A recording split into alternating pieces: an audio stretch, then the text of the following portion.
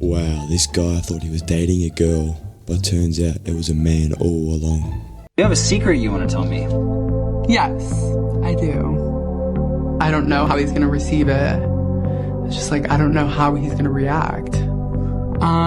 So I'm very interested in you and I want to pursue you, but I feel like I have to tell you more about myself. Gosh, I'm so nervous. I've never been so nervous. Let's know. I need to know. So I am transgender. Really? Yeah. I don't know, you knew that or I feel like in order to take that next step, I had to tell you, and it's kind of crazy that I took you online to tell you. Yeah, I'm definitely I am having a very bad day. My daughter's going to grow up with a father with one eye. And at some point she might say, I want one eye. Right? I identify as somebody with one eyeball. Which, by the way, is far less important than your gender, just physiologically speaking. And so if I take her to the doctor and I say, can you just enucleate that eye for us because she identifies as a one eye, she wants to be just like her dad. What would the doctor say? They'd say, you're crazy and I'm going to have you arrested. And this is for a physiological intervention that is far less important than your actual gender and your reproductive organs. We have to stop this madness. This has gone too far. What evidence is there that there's benefit for these so-called standards of care? I mean, anyone can say that they have a standard of care, but it has to be based on some kind of evidence and research, and you find little to no evidence that there's benefits for this. Maybe you just press pause. Maybe you just press pause.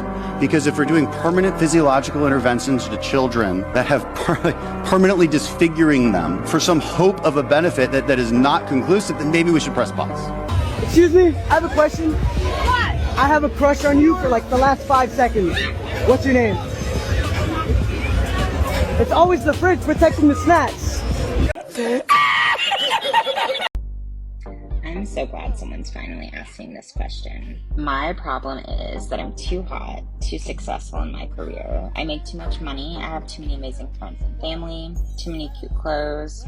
Do you know how hard it is to choose an outfit each day? I also have so many amazing and hot people sliding into my DMs every day. It's time consuming to respond to all these messages.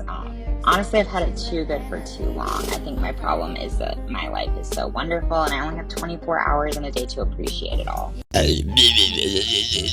No, but seriously, what is the point of looking like this? There's no one in the world that is going to find you attractive. Maybe a worm, but that's about it. Do you think anyone can become a woman? Yep, but not anyone will. Okay, so then at what point do they become a woman? It will depend on where they are in their gender transition for the most part. Does it require drugs to become a woman? No. Personally, I think it's a mindset. It's a spiritual energy. It's the vibe that you give off, the vibe. So if being a woman or a female is a mindset, can your age also be a mindset? Can you choose to be, can you just say I feel 14, which is a classifiable mental condition, by the way?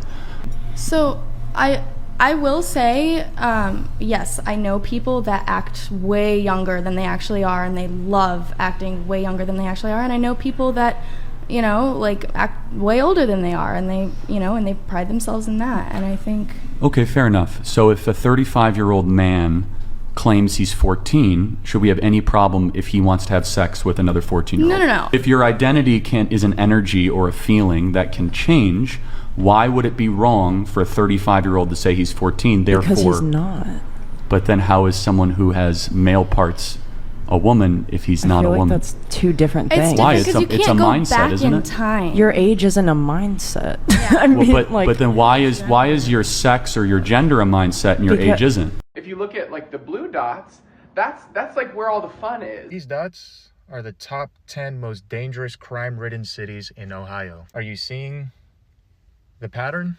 Next. Donald Trump announced that he's putting a 25% tariff on everything coming from Mexico. And a week after President-elect Trump threatened these 25% tariffs, Mexican immigration authorities have already broken up 2 migrant caravans headed to the U.S. border. Next. Donald Trump has officially announced his tariffs policy, and it's as bad, really, as you can expect. Trump's economic tariff plan is not going to fail. Bermuda charges the highest tariffs of any country in the world. They have no federal income tax, and they are the 4th richest country in the world in terms of GDP per capita. Damn! Does God love me? Yeah, God loves you. Then that's all that matters. Well, listen. If your parents love you, but you make a decision to go do something illegal and you get thrown in jail, it doesn't matter if they love you or not, you're still in jail. So if God loves you, but you do something that separates you eternally from Him, it doesn't matter that He loved you because you chose to do something that eternally separated you from Him. So yes, God loves you, but just because you're loved by God doesn't mean you're going to heaven. But your shoes. When it comes to sex, why is our culture able to clearly define when it's over during climax, but can't seem to define when the sexual act begins? Wouldn't that solve the consent issue? Ooh, girl. Okay. I think that society at large views sex as over when men reach climax. I think, personally, and this is my opinion, sex continues after that point for both me and my partner or partners. That is when we help each other clean up, when we cuddle after, when we talk about how great it was, or I love that thing that you did, or you know what, that was something that was a little too rough. Maybe we should try it differently next time. So sex begins. Sex is fluid. It starts when someone makes your coffee for you in the morning and you don't have sex until dinner that night. Like, it's a continuous thing. Okay. You say transitioning. At what point do you then become a man?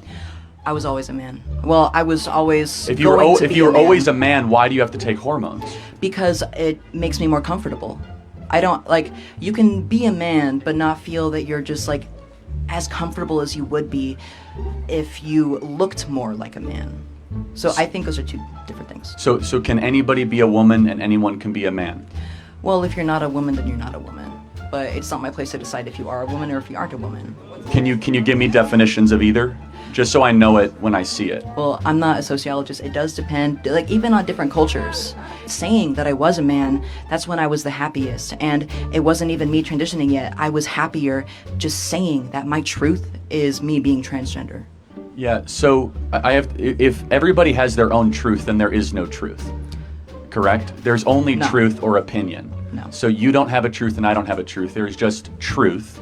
Because the idea that everyone has their own truth, by definition, that means there's no truth. There's nothing objective above it. And look, I'm not here to ridicule you or try to, put you on the spot, but I hope at some point this plants a seed for you because God loves you and He has a plan for you. And that plan is greater than trying to massacre and trying to castrate yourself into something that He didn't design. And I hope we can make an impact.